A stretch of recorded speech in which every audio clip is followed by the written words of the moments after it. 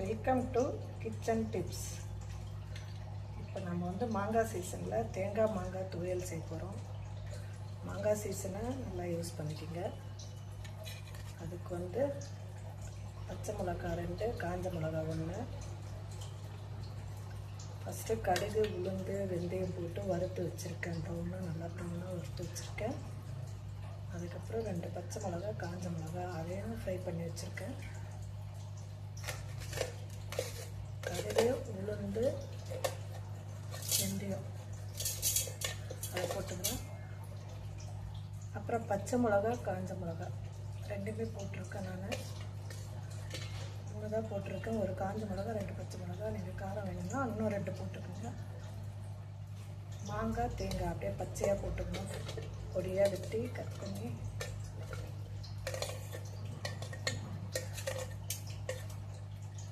அதுக்கப்புறம் புதினா, கருவேப்பிலை மல்லி ஃப்ரை பண்ணி வச்சுருக்கேன். அதையும் போட்டுக்கணும்.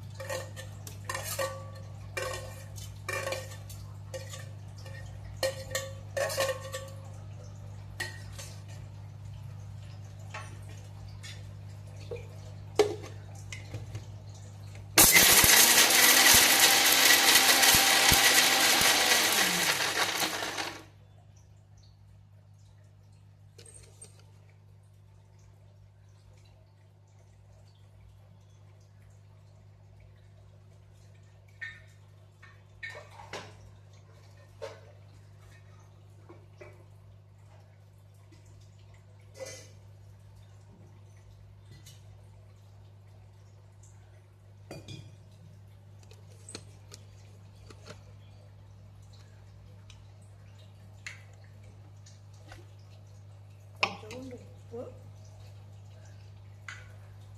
தண்ணி கொஞ்சமாக போட்டு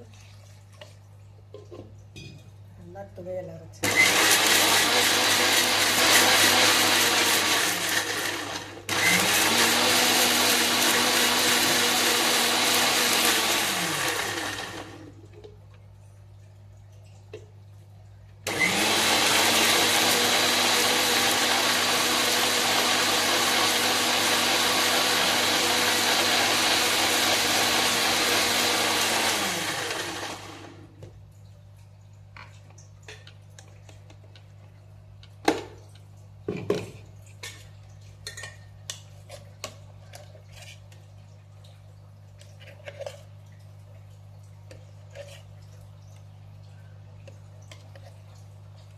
தேங்காய் மாங்காய் சட்னி ரெடி ஆயிடுச்சு.